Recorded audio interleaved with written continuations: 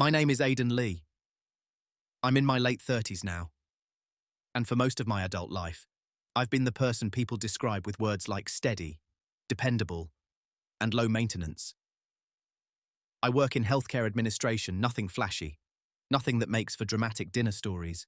I manage systems, I solve quiet problems, I make sure things run the way they're supposed to. If you met me at a gathering, you probably wouldn't remember much about me afterward. I don't dominate conversations. I don't have confidence. I listen. I observe. And because I don't demand attention, most people assume I don't require much at all. For a long time, my spouse assumed that too. This isn't a story about explosive arguments or dramatic confrontations. There were no smashed phones, no screaming in driveways, no cinematic betrayal scenes. What happened to me unfolded slowly, almost politely. It happened in hospital corridors that smelled like antiseptic and overbrewed coffee. It happened in the quiet hum of ventilators and late-night text notifications that I pretended not to notice, while I was sleeping in hospital chairs, taking care of their sick parent, feeding, bathing, signing paperwork, learning medication schedules by heart. They were building a different life somewhere else. And I didn't see it at first. Or maybe I did. Maybe I just chose not to translate what I was seeing. This story isn't about revenge. I didn't set out to destroy anyone. I didn't scream. I didn't expose them publicly. What I did was quieter than that, more deliberate, and in the end, far more final. Over the next hour, I'm going to walk you through how someone can become invisible inside their own marriage, how small moments of dismissal can stack into something irreversible, how silence can be mistaken for weakness until it isn't. I'll tell you who I was to them, the role I was assigned without realizing it, the first small cut that should have mattered, the shift that happened inside me one night under fluorescent lights, and the choice I made when I understood everything clearly for the first time. This isn't a story about rage. It's about recognition. It's about what happens when the person you underestimate is the one quietly paying attention to everything. And maybe, as you listen, you might ask yourself something gently uncomfortable. Have you ever been the one holding everything together, while someone else was already letting go before everything fractured? I was the reliable one, not just in the obvious ways, paying bills on time, keeping track of appointments, remembering birthdays. I was reliable in the emotional sense. I didn't escalate arguments. I didn't withdraw affection to make a point. If something needed doing, I did it. If something needed absorbing, I absorbed it. To my spouse, I was stability, the kind you don't question because it's always there. When their mother got sick, it wasn't a discussion. It was just understood that I would help. I worked flexible hours. I knew hospital systems. I could translate medical terminology into plain English. I knew which questions to ask doctors. I knew how to advocate without antagonizing staff. So I stepped in. At first, everyone praised me. The extended family would say things like, "We're so lucky Aiden is handling this." Nurses assumed I was the biological son because I knew every detail of her case. I learned how she liked her pillows arranged. I knew the rhythm of her breathing on bad nights. I memorized the beeping patterns of machines so I could tell the difference between urgent and routine alarms. My spouse would squeeze my shoulder and say, "I don't know what I'd do without you." I believed that meant something permanent. But slowly, I realized something subtle. To them, I wasn't extraordinary. I was expected. If I stayed overnight in a hospital chair, it was practical. If I skipped a social event, it was logical. If I looked exhausted, it was temporary. No one asked whether I was afraid. No one asked whether I was lonely. I became infrastructure, necessary, but unnoticed unless something failed. And I didn't complain. That part matters. I told myself love wasn't loud. Love was commitment. Love was showing up when it wasn't convenient. I convinced myself that being needed was the same as being valued. Looking back, I can see how neatly I fit into the role. The calm husband, the capable one, the one who could handle hard things without flinching. My spouse, meanwhile, became the emotional center of the story. They were the grieving child, the stressed decision-maker, the one everyone checked in on. I was adjacent. If someone asked how I was doing, it was in passing. "You holding up okay?" I'd nod. Smile. "Yeah, we're getting through it." But what I didn't notice then was how often we meant me. I scheduled treatments. I coordinated insurance. I reorganized my workload.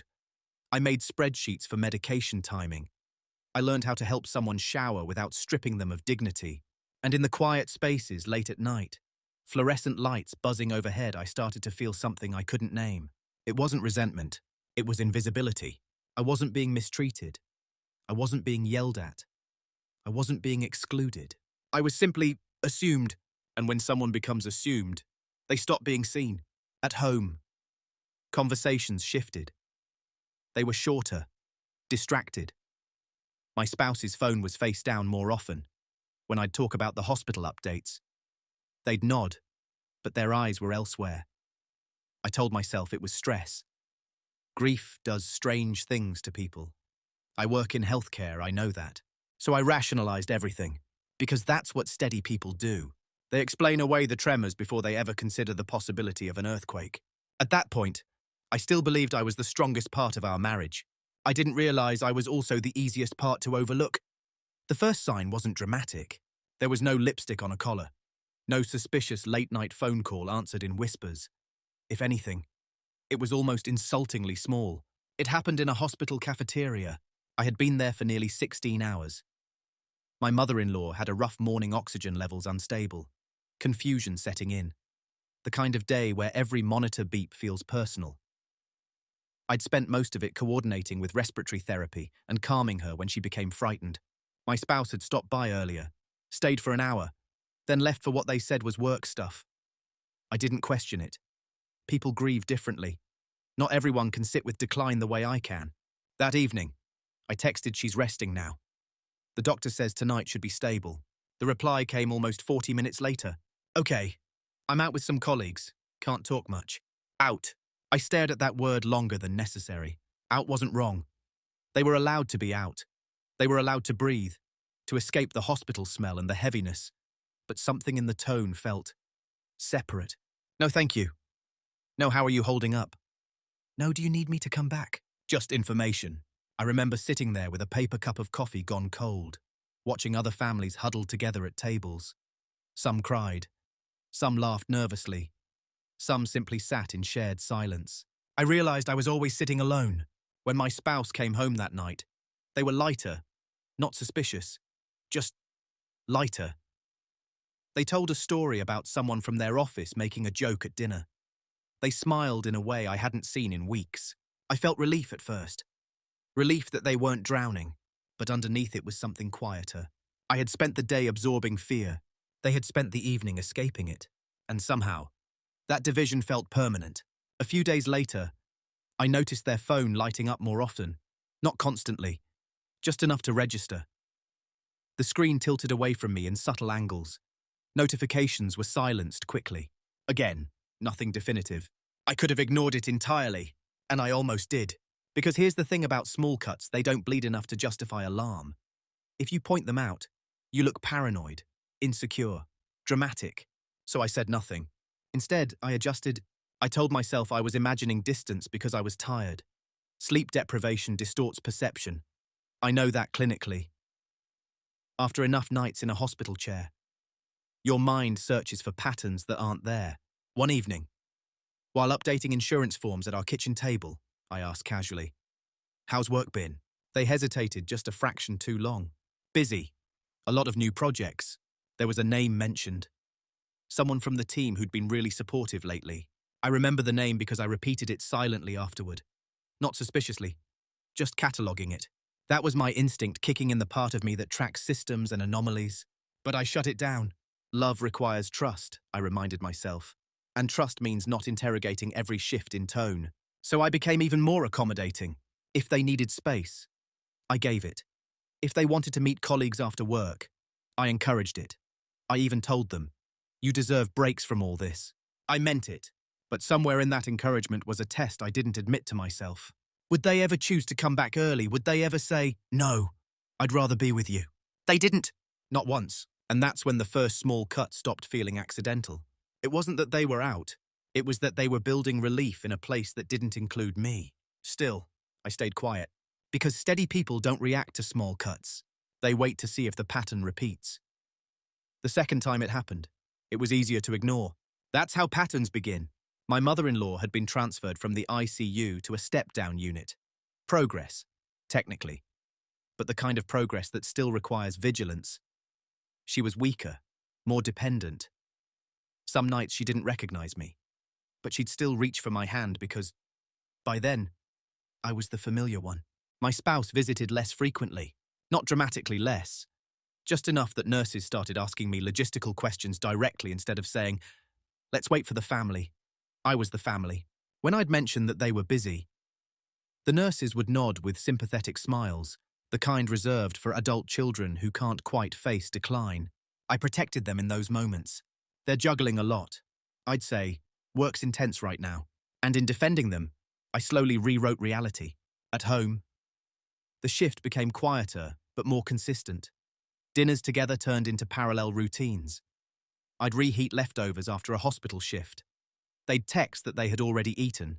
If we did sit down at the same time, conversations felt transactional. "Did you sign the new insurance form? Can you email me that update from the doctor? I might be late Thursday." We stopped asking each other why. One evening, I came home earlier than expected. My shift had ended without a crisis for once. I thought maybe we'd watch something mindless. Just sit on the couch and exist. They weren't there. I saw the note on the kitchen counter. "Dinner with the team. Back late. Don't wait up." I stood there longer than necessary. Reading handwriting I knew better than my own. There was nothing inherently wrong with it. No lie. No cover story. Just a life happening adjacent to mine. And here's the part that unsettled me. I didn't feel anger. I felt replaced, not by a specific person yet. Not even by an affair I could prove, but by an atmosphere. A version of them that existed somewhere else lighter. More animated, less burdened. I was associated with responsibility.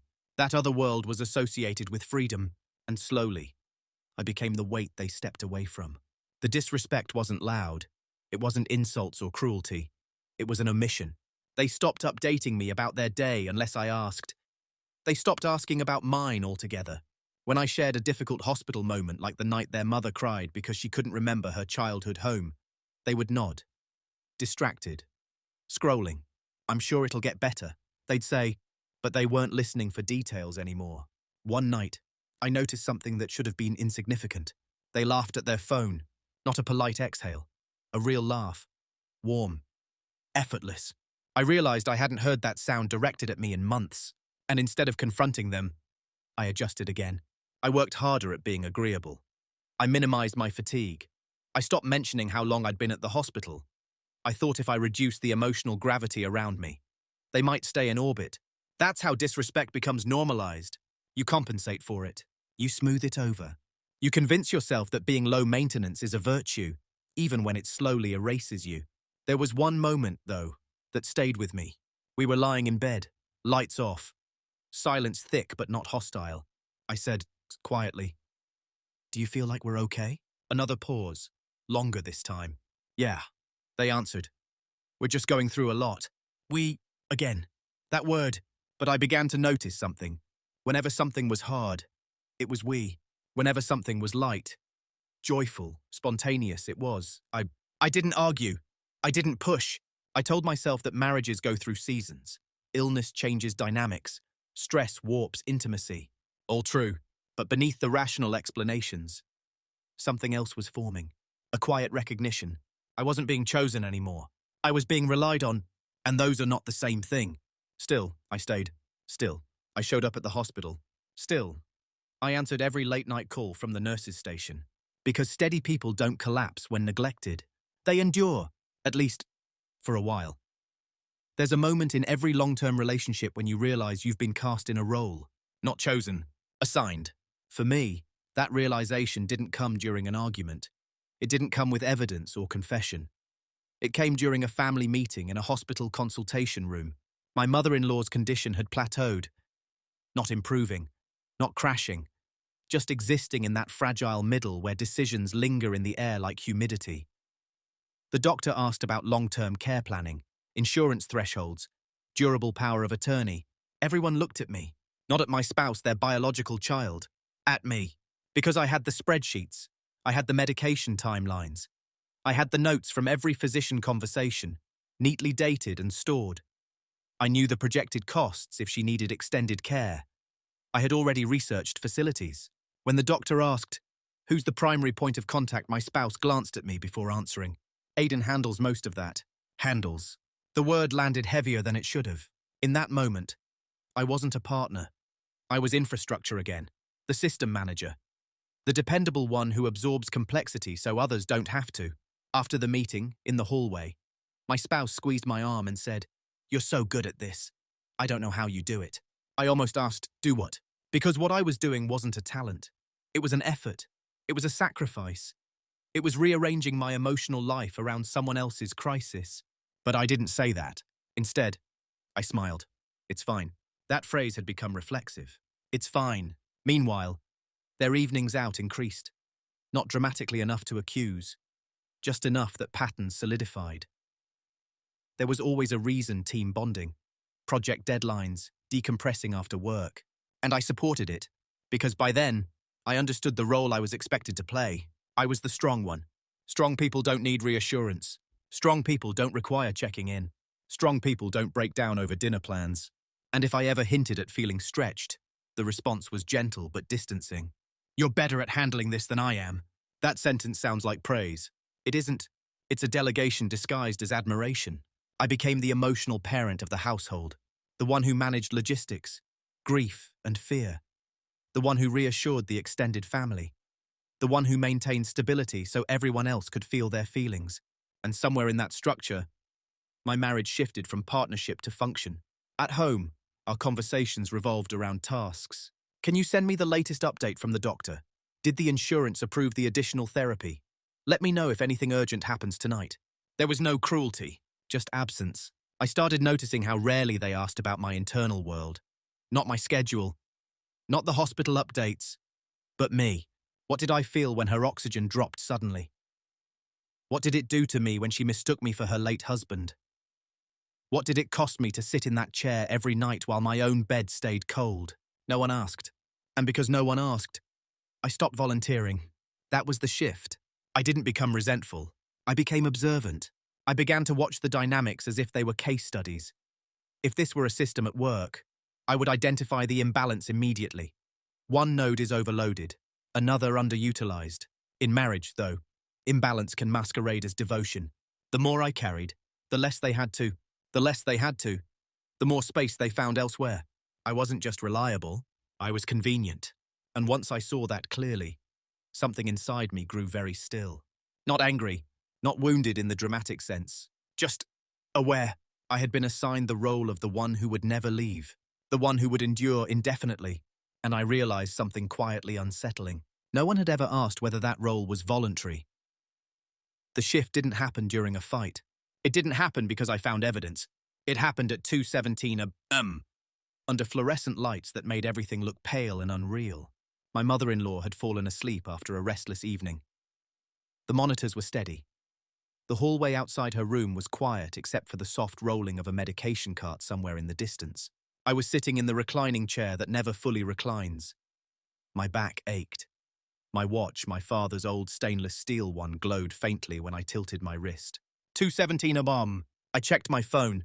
No messages. Earlier that evening, I had texted my spouse an update. Nothing urgent. Just routine. I added, "You don't have to come tonight. I've got it." I meant it. But at 2:17 something in me wanted to see a message anyway. Not because I needed help. Just because I wanted to know that somewhere. In the quiet of their own night. They were thinking about this room. About me. There was nothing. Instead, there was a social media notification. I don't know why I opened it. Maybe fatigue lowers defenses. Maybe curiosity is sharper at night. There they were, tagged in a photo. A restaurant I didn't recognize. Warm lighting, a long table, people leaning toward each other, mid-laughter. My spouse is seated near the center, and next to them the colleague whose name I had memorized without admitting why. Their bodies angled toward each other in a way that was subtle but unmistakable. Not touching, not inappropriate, just aligned. The caption read, "Much-needed break with good company." Good company. I stared at the image longer than I should have. I zoomed in not dramatically, not obsessively, just enough to observe. Their smile. It wasn't forced. It wasn't tired. It was free. And that's when something inside me didn't break. It clarified. Until that moment, I had been operating under the assumption that we were both enduring something together, just in different ways. But at 2:17 a.m. under sterile hospital light, I understood something precise. We were not in the same season. I was in crisis management. They were in emotional transition. The realization didn't feel explosive. It felt mathematical. I looked around the hospital room. The folded blanket I had brought from home. The half-finished cup of vending machine tea. The chair that would leave lines across my back in the morning. Then I looked again at the photo. They weren't just decompressing. They were building continuity somewhere else. Inside jokes, shared experiences, a version of themselves unburdened by illness and responsibility. And I was not part of that narrative. For the first time, I didn't rationalize it. I didn't tell myself grief makes people act out. I didn't tell myself I was overthinking. I just sat there and let the reality exist without argument. If this continues, I thought, I will disappear inside this marriage. That sentence came fully formed. Calm, undeniable. My mother-in-law stirred in her sleep, and I stood up automatically, adjusting her blanket. She settled again. I sat back down, and I made a decision not about confrontation, not about leaving. I made a decision about awareness. From that night forward, I would stop assuming good intent where evidence didn't support it. I would stop compensating for emotional distance. I would observe without intervening. Silence would no longer be exhaustion. It would be a choice. When I finally closed my eyes for a brief, fractured sleep, I felt something I hadn't felt in months. Not peace, not anger, control. Because clarity, even painful clarity, is stabilizing. And once you see the structure clearly, you stop pretending it's symmetrical. That was the night I stopped being invisible to myself. After that night, I didn't change outwardly. That's important. I still went to the hospital. I still updated the doctors. I still managed insurance calls during my lunch breaks. If anything, I became even more efficient. No drama. No emotional leakage. But internally, something fundamental had shifted. Before, my silence came from trust. Now, it came from the evaluation. I stopped filling conversational gaps. If my spouse didn't ask how the night went, I didn't volunteer the details. If they mentioned another team dinner, I simply nodded. Okay. Not cold, not sarcastic. Neutral. Neutrality unsettles people more than anger. At first, they didn't notice. Why would they? I had always been self-contained. My steadiness was familiar. But as days turned into weeks, the dynamic began to tilt. One evening, they came home later than usual. I was at the kitchen table, reviewing projected long-term care costs on my laptop. The house was quiet. "You're still up?" they asked. I had some numbers to go through. A pause. "You don't have to do everything yourself." You know. I looked up slowly. I know. That was all. Before, I would have explained the spreadsheet, walked them through it, invited participation. That night, I closed the laptop gently and said, "I'll send you the summary." There was a flicker in their expression. Confusion. Maybe. A subtle shift in power they couldn't quite name. Silence, when it's no longer pleading, becomes unsettling. They began offering small updates about their day without prompting.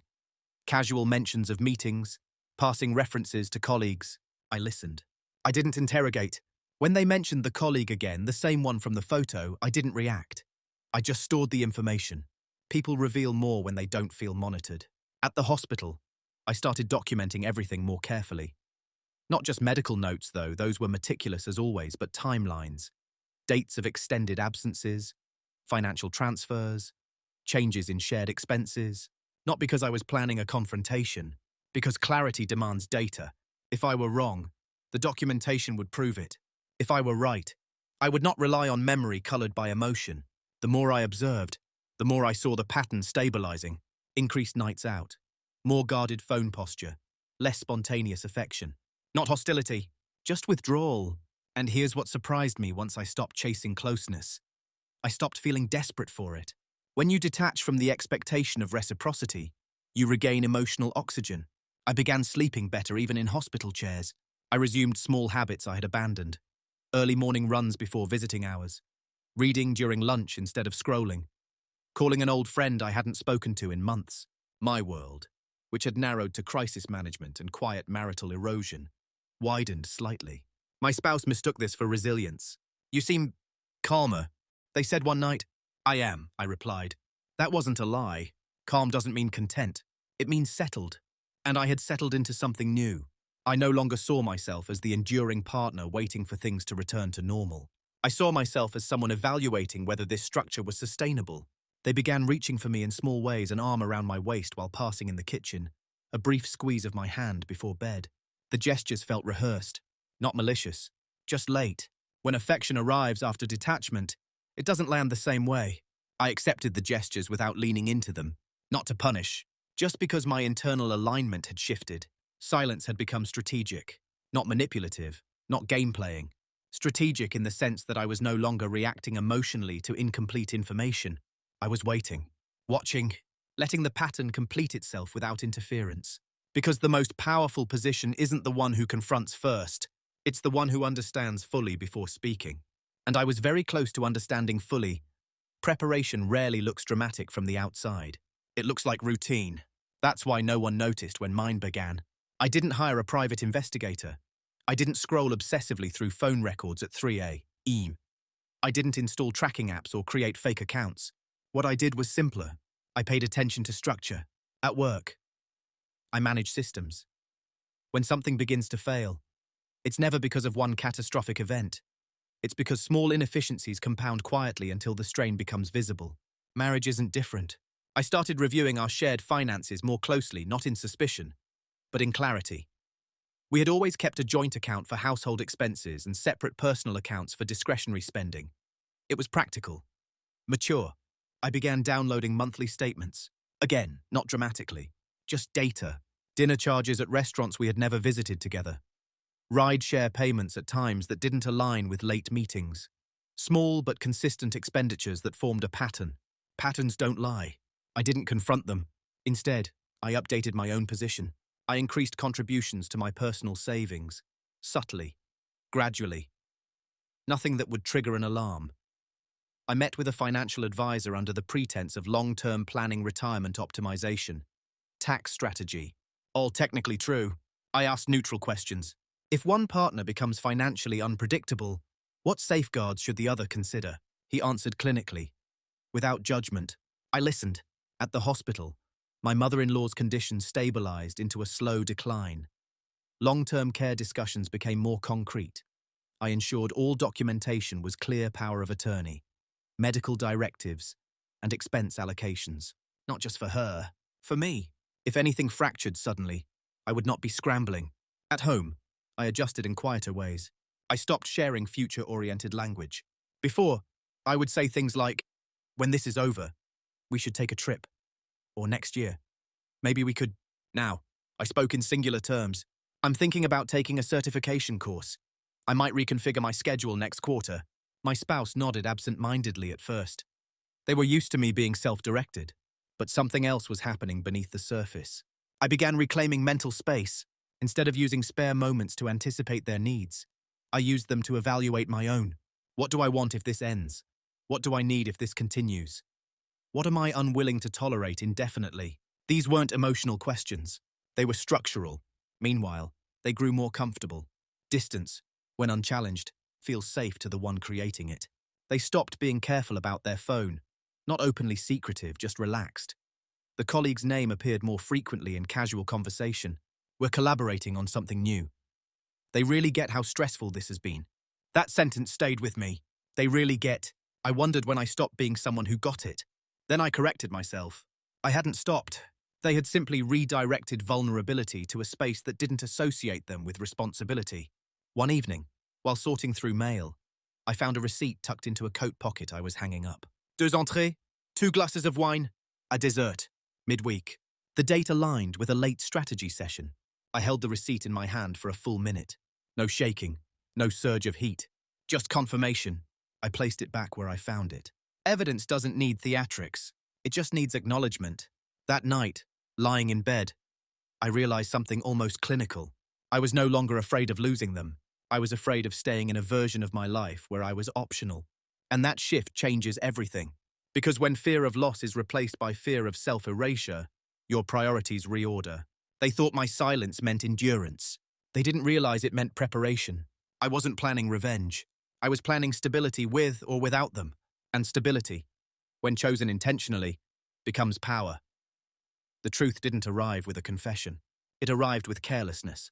Not dramatic carelessness, not lipstick or a forgotten hotel key, just a miscalculation born from comfort. By then, weeks had passed since that 2:17 a.m. photo. My internal shift had solidified. I was observing more than reacting, listening more than speaking. One afternoon, I came home earlier than expected. A long-term care facility had accepted my mother-in-law's preliminary paperwork, and I had stepped out of the hospital to finalize some documents remotely. It was midweek. Quiet. Their car was in the driveway. That wasn't unusual. Flexible hours had become common. What was unusual was the stillness inside the house. No television, no music, just a low murmur from the living room. I stepped in softly, not intentionally sneaking, just moving the way I do after months of hospital corridors. And then I heard it. Laughter. The same kind I had seen in that restaurant photo. I turned the corner. They were sitting on the couch, phone propped against a cushion, screen glowing with a video call. The colleague. I recognized them instantly. Same angled posture, same attentive lean. The call wasn't explicit. No inappropriate language. No physical boundaries crossed. But intimacy doesn't require contact. It requires exclusivity. They were talking about future plans, not work plans. Trips. Restaurants they wanted to try. A hiking trail. We should check out when things calm down. I stood there long enough for the word to land fully.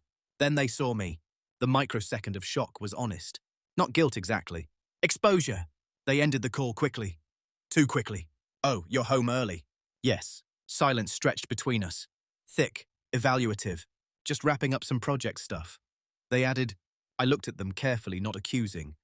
Not searching for cracks. Just observing.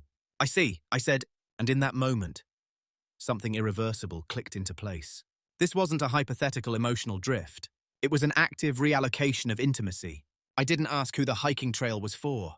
I didn't ask why the laughter sounded freer than anything we'd shared in months. Because I already knew. Instead, I nodded once and walked to the kitchen. I poured a glass of water, set it down carefully, let my pulse remain steady. When they came into the kitchen a few minutes later, they attempted casual proximity. You okay? I'm fine. And that's what unsettled me most. I wasn't shattered. I wasn't furious. I felt finished. Not with the marriage in a dramatic sense. Finished collecting data. Finished pretending ambiguity. There is a specific kind of clarity that arrives when doubt is replaced by pattern. I understood now that even if there had been no physical line crossed, the emotional line was already far behind them. And here's what most people don't talk about. Emotional betrayal is quieter, but it's more intentional. It requires choosing someone else repeatedly in moments that could have been shared with you. That evening, we ate dinner in near silence. They attempted light conversation. I responded politely. Inside, I was reorganizing. Not my feelings, my future. Because once intimacy relocates, it rarely migrates back without force. And I had no interest in forcing someone to choose me. Choice only matters when it's voluntary. Later that night, as they slept beside me, I stared at the ceiling and made a decision. Not to confront, not yet, but to confirm everything legally, financially, and structurally. I would not move on suspicion alone. I would move on with certainty, and certainty requires documentation. That was the private reveal, not the video call, not the hiking plans. The realization that I no longer needed them to admit it for it to be true. There's a moment when options stop being theoretical. Up until then, I had been gathering information, observing patterns, quietly repositioning myself in case something collapsed. But after the video call, the question was no longer, is something happening? It became, what am I going to do about it? I didn't rush. That's important. Reaction would have given them control of the narrative. I wanted control of the structure. Over the next week, I outlined 3 paths. The first was confrontation. Direct, immediate. Lay the evidence out on the table. Demand clarity. Demand a choice. But confrontation forces defensiveness. It invites minimization, gaslighting, even unintentionally.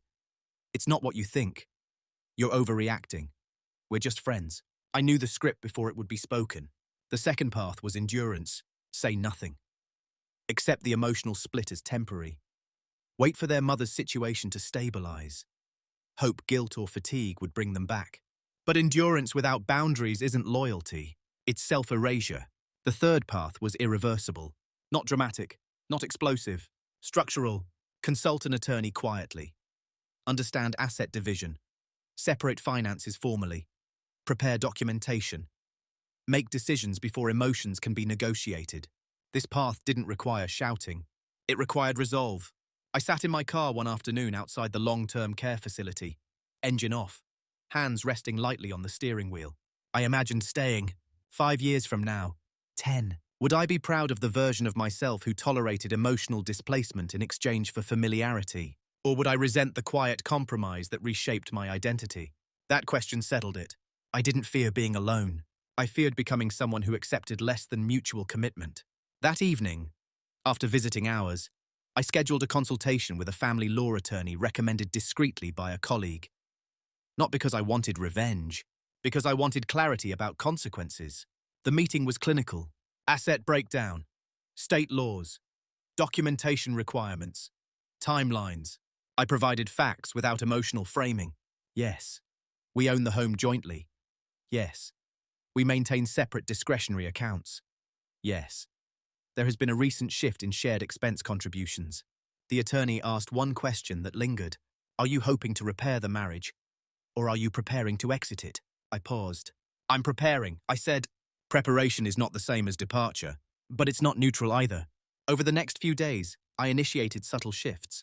I redirected my paycheck into my personal account. Legally permissible. Transparent on paper, but unlikely to be noticed immediately. I organized digital copies of every financial statement. I documented the timeline of care responsibilities for my mother-in-law, who attended appointments, authorized treatments, and incurred expenses, not to weaponize, to protect. Because when narratives diverge, documentation anchors reality. At home, nothing changed outwardly. We still shared a bed. We still exchanged logistical updates. But internally, I had crossed a line. The marriage was no longer assumed to be permanent. It was under evaluation. And once permanence becomes conditional, the dynamic shifts irrevocably. One night, as we sat across from each other at the dinner table, they said, almost casually, "Things feel different lately." I met their eyes evenly. They waited for elaboration. I offered none. The decision had been made not to explode, not to expose, but to move forward in a direction that did not depend on their awareness. Irreversible decisions are rarely loud. They're quiet, precise, and executed before anyone realizes the ground has shifted. And the ground had already shifted beneath us. They just hadn't felt it yet. Once the decision was made, the hardest part wasn't action. It was consistency. Anyone can feel resolute for a day, maybe even a week. But irreversible choices require calm repetition. No emotional spikes. No dramatic tells. I began moving in silence. The attorney drafted preliminary documents not filed yet, just prepared. A roadmap. Division scenarios. Custody wasn't a factor. No children. That simplified the structure but didn't soften the weight. I opened a new high-yield savings account in my name only. Legal. Transparent. Responsible. I redirected discretionary funds there, bonuses. Reimbursements. Small tax returns. Nothing reckless. Just alignment. At the hospital. My mother-in-law's transfer to long-term care was finalized. I handled intake. Signed what needed signing. Made sure billing statements were clearly assigned. My spouse attended the first facility visit but left early, citing work. I stayed. I always stayed. But now, as I walked the quiet hallways of the care center, I wasn't just thinking about her future. I was thinking about mine. Back at home, routines continued. They mentioned an upcoming weekend workshop. Overnight. Team-building retreat.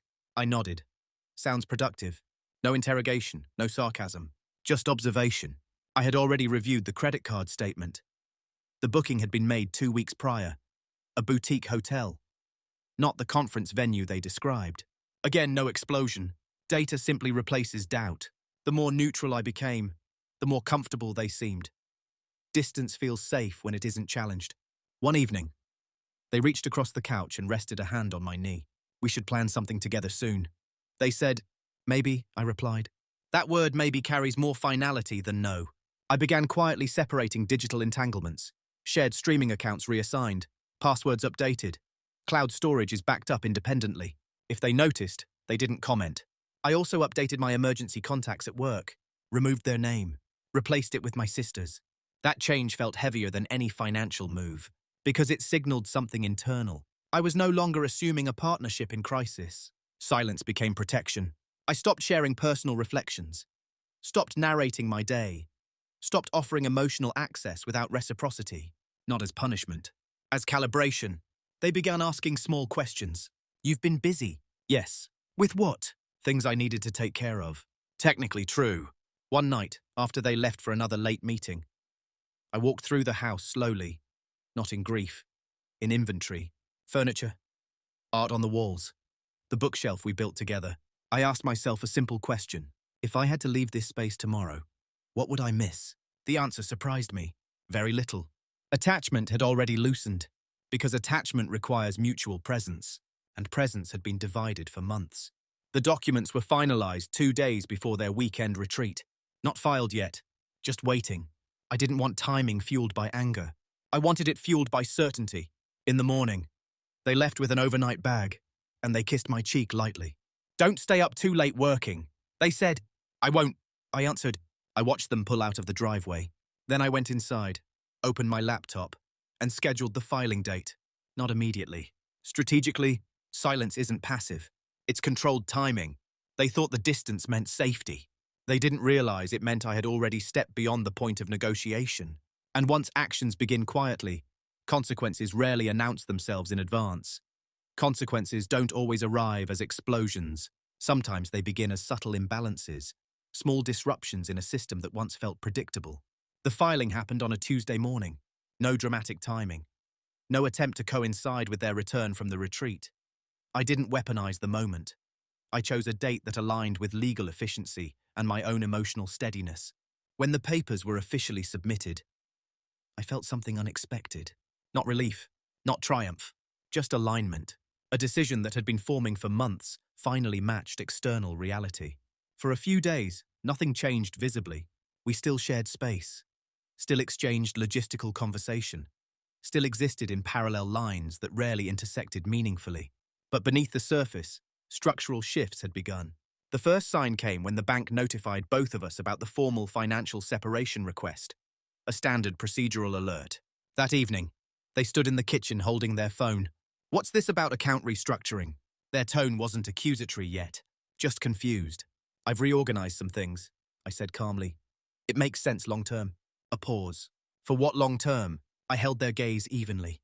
For whatever comes next. Silence expanded between us.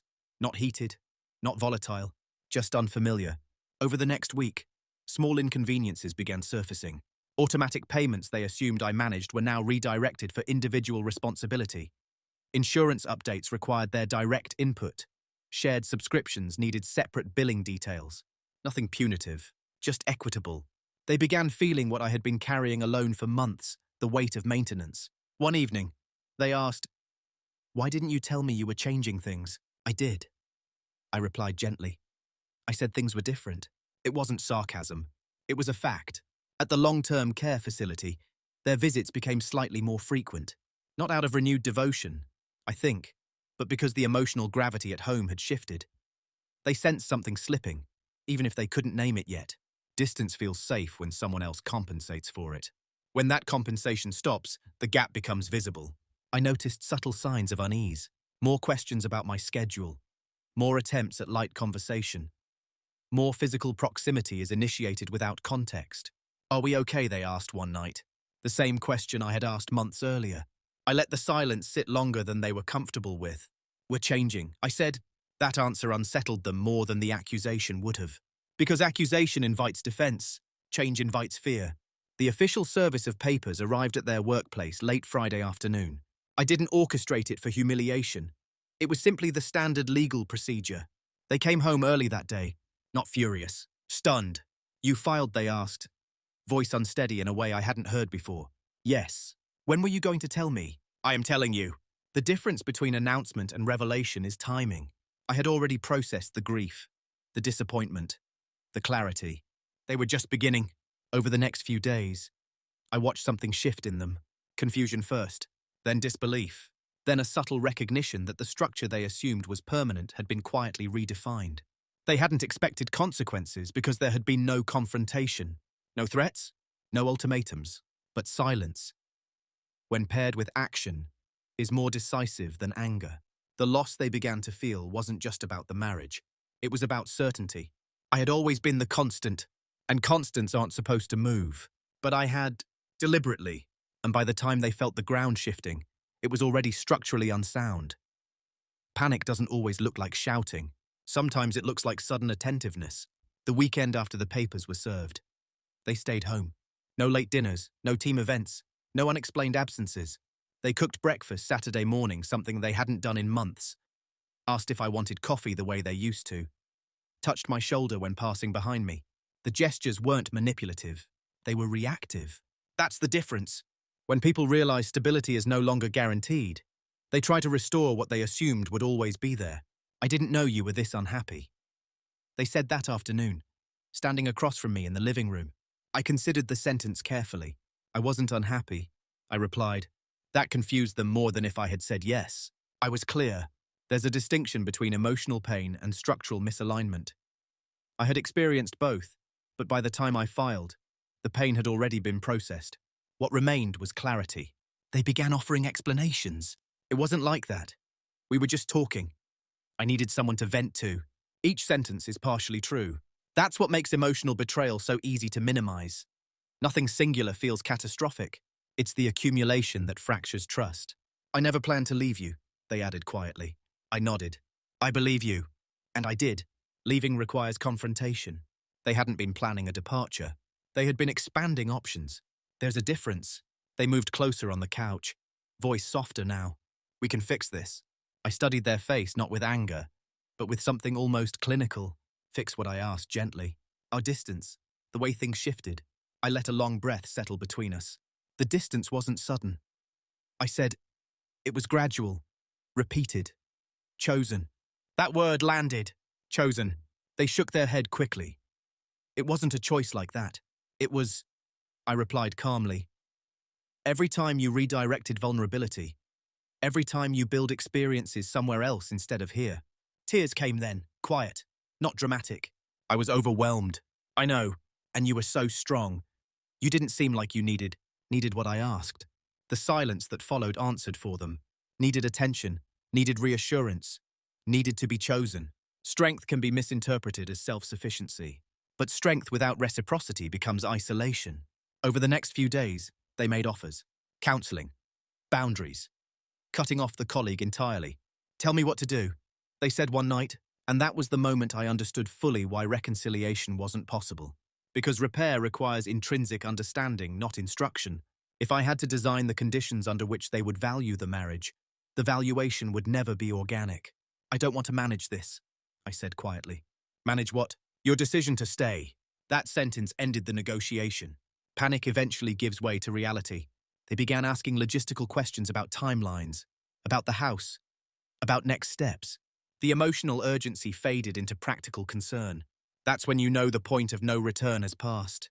Not when tears fall, but when both people begin discussing division calmly. Too late doesn't mean regret isn't real. It means the foundation was compromised long before anyone tried to reinforce it.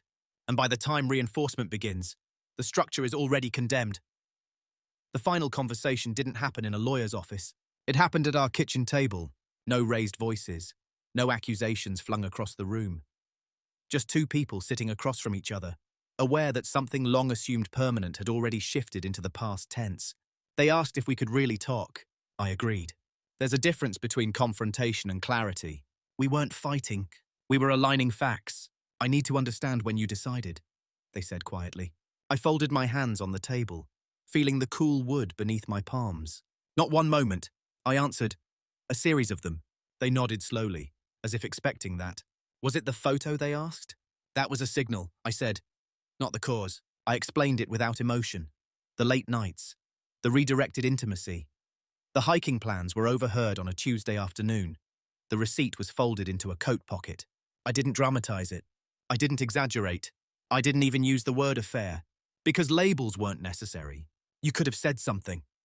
They whispered. I did. I replied, when I asked if we were okay. They looked down at the table. I thought we were just stressed. We were, I said, but stress doesn't explain sustained distance. There was a long silence after that. Not hostile, just heavy with acknowledgement. I never stopped loving you, they said finally. I believed that too. Love can exist alongside misalignment.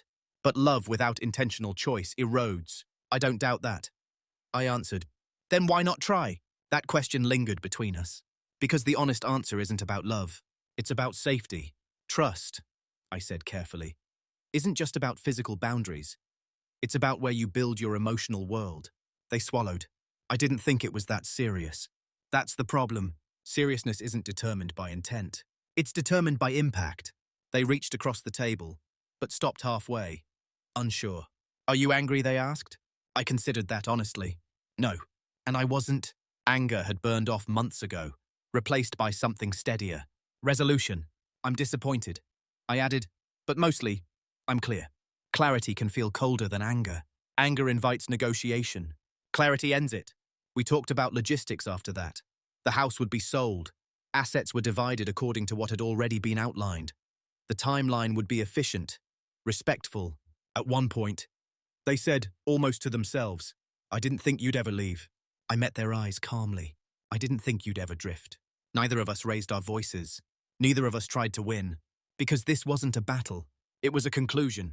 The version of me they had relied on, the endlessly accommodating one, had dissolved quietly over months. What sat across from them now wasn't hardened. It was defined. When the conversation ended, we both stood. Not dramatically. Not ceremonially. Just two people acknowledging that something had run its course. Confrontation without heat is unsettling. Because there's no chaos to blame. Only choice. And the choices had already been made. It's been a year. The house sold cleanly. The paperwork was finalized without theatrics. We divided what we built with the same quiet efficiency that once defined our partnership. Their mother passed peacefully 6 months after moving into long-term care. I was there the morning it happened. They arrived later. We stood side by side in the room. Not as spouses, but as two people who had once shared responsibility. Grief softens edges. It doesn't rewrite history. After the funeral, we spoke briefly outside. Thank you, they said, and this time, it wasn't casual. It carried weight. For what? For staying as long as you did. I nodded. Staying had never been the problem. Staying unseen had been. Life now is quieter in a different way. I moved into a smaller place, clean lines, fewer rooms, less history embedded in the walls. I kept what mattered. The stainless steel watch. A few books. The chair I used to read in before hospital corridors became my second home. Mornings feel different. Not lighter, exactly. Just undivided. I run before work. I cook when I want to. Not out of routine. I sit in silence without wondering who else is building a life parallel to mine. People ask if I regret not fighting harder. I don't. Fighting implies resistance to loss. But what I lost had already shifted form long before I acknowledged it. What I gained was alignment. I no longer confuse being needed with being valued. I no longer interpret silence as patience. And I no longer offer emotional loyalty to someone who redirects theirs elsewhere. There's a calm that comes from self-respect. It's not loud. It doesn't announce itself on social media. It doesn't require validation from others. It's internal, sometimes late at night. I think about that 217 moment in the hospital chair. The fluorescent light, the photo, the quiet click of realization. If I could speak to that version of myself, I wouldn't tell him to confront sooner. I'd tell him this. You are not invisible. You are observant. You are not weak for staying. But you are not obligated to remain once clarity arrives. Strength isn't enduring everything. It's knowing when endurance becomes self-erasure. I don't hate them. I don't wish them harm. I hope they learn something about attention and choice. I know I did. Who I am now isn't harder. It's sharper. Defined by boundaries instead of assumptions. And perhaps most importantly, I am no longer willing to be infrastructure in my own life. If there's one thing this experience taught me, it's this. Betrayal rarely begins with a dramatic decision. It begins with small redirections, a vulnerability shared elsewhere, a laugh that no longer lives at home. An emotional investment is placed where it feels lighter, and the quietest damage doesn't come from shouting. It comes from slow misalignment. For a long time, I believed loyalty meant endurance. That being the steady one meant absorbing more, asking for less, waiting patiently for balance to return. But loyalty without mutual intention isn't strength, it's erosion. The hardest part wasn't discovering distance. It was accepted that clarity doesn't always require confession. You can see the shift in patterns. You can feel the redistribution of intimacy. You can recognize when you are being relied on but no longer chosen. And once you see that clearly, the question isn't whether you love them, it's whether you love yourself enough to refuse invisibility. I didn't leave in anger. I left in alignment. There was no revenge, no humiliation, no destruction. Just a quiet refusal to continue in a role that required me to disappear. If you're listening to this, and you recognize yourself in the steady one, the reliable one, the one who holds everything together while someone else drifts, I want you to consider something gently. Are you staying out of love? Or are you staying because you've convinced yourself that being needed is the same as being valued? There's a difference, and sometimes the most powerful move isn't confrontation, it's clarity. So I'll leave you with this question. At what point does patience stop being noble and start becoming self-abandonment? I'd genuinely like to hear your thoughts in the comments.